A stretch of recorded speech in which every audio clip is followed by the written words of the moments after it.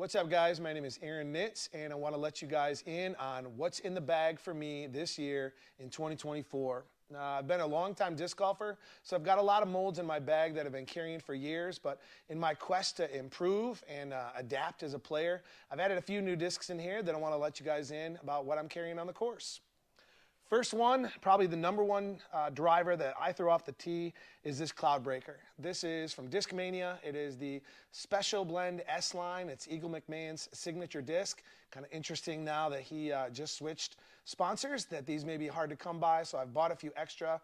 These Cloudbreakers, I can manipulate in the 350 to 400 range, anywhere from gentle anhyzers to gentle hyzers. Very predictable off the tee. If you play around with me, you're probably going to see me throw these backhand and forehand, probably on about 10 out of 18 holes on any given course. Number one driver.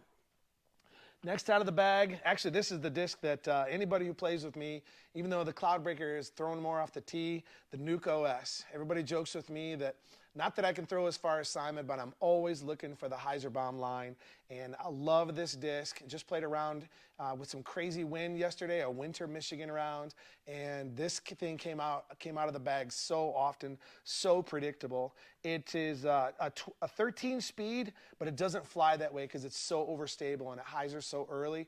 I kind of jokingly call it my pitching wedge. You know, it goes up and it comes down, doesn't fly by the basket, just very predictable to go where I want to send it to. Next out of the bag, this is an in-between disc for those two, a Discraft Venom, and this one is in the ESP plastic and it's a little beat in. When people see me throw this Venom, they can't believe how understable it is. Part of the ESP plastic kind of loses some of its stability after it hits a few trees here and there, and this one may have hit a tree or two. But this is for gentle hyzers to medium hyzers off the tee. A new disc for me out of the bag is this DD1. So Discmania with the Cloudbreaker kind of found its way into my bag, and I'm starting to look at some of their other molds. This is an 11 speed, which is just a little bit slower than some of my long range drivers, and it's pretty stable. Its last two numbers are -1, 2. For me, it flies even a little bit more stable than that. If I want to throw something in the like 325 range, I can throw this one with like that perfect, almost full power and get a predictable hyzer finish out of it. New disc in the bag. I'm actually really excited to see this disc become a bigger part of my bag in 2024. Next disc, this is a one of a kind. This is a 2008 Dave Feldberg Champion Boss. This thing actually looks like the label's been wiped, but nope, it's just so old. This thing I can throw a sweeping anhyzer that almost turns 90 degrees to the right. It's also my roller disc. I've thrown some 500-foot rollers with this, and whenever I'm out on a golf course type round, I played a few of those. This disc comes off the tee really well for both sky rollers and something that I can set down quick. It's also a great little push shot through woods where you need to S-curve something when only throwing at about 50 to 60% power. Like I said, kind of a one-of-a-kind disc. If I was to look at my whole bag and say if I was going to lose one disc and it would hurt, it'd be this guy, because there's not going to be anything else that flies like it. Next out of the bag, I only throw a few fairway drivers. This one is the Champion Monster. So you got a lot of guys that throw like the Firebird and the Raptors or the Cap Raps. This is kind of my version of that. It's just a little bit faster at a 10 speed, but its last number is 05. This thing is a meat hook. This is a great wind driver. It's a great upshot disc. You can get a little bit of a flare skip out of it, but not quite as much as a lot of your fast speed drivers. These are out of production. It's the only one in my bag, and there's other discs that fly like it, but I really like the way this disc feels in the hand. Most discs in the 7 to 10 range just don't fit my hand very well, so I don't throw a lot of fairway drivers, but this one fits well and flies well for me. Last driver in the bag is the Champion Roadrunner. It's really funny because probably 10 years ago I would have made fun of somebody who can throw as far as I do that carries a Roadrunner, thinking, what are you going to do with this disc? It's going to roll for you every time you've thrown it. Well, as I've gotten older and I've learned how to just be smoother off the tee, a disc that has a turn of -4 I figured out how to throw it, and I can throw this in tight wooded shots. I can throw it for big sweeping anhysers. It's a great, I think Barsby has really kind of increased its popularity. I think Calvin has picked up one now. Roadrunner, great disc.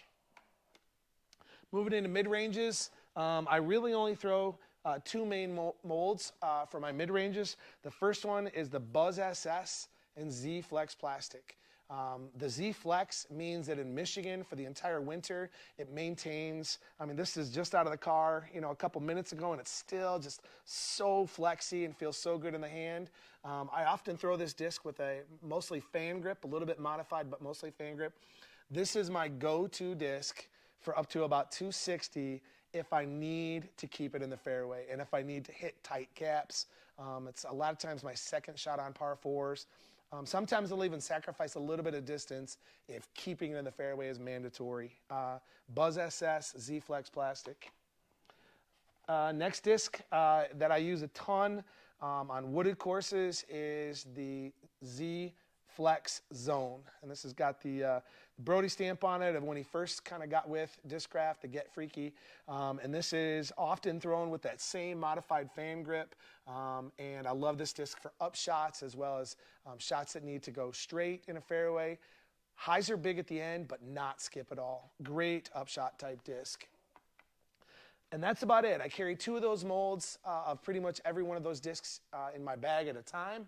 The last two, I mentioned something about not wanting to lose that old champion boss, but these AVRs, these are war-worn buddies. I have been carrying both of these two JK AVRs for the last 10 years. One of them is slightly more understable than the other. I used to always talk about how soft and flexible they were, but now I'm a little bit afraid that they might break. But you can see these things are soft, floppy.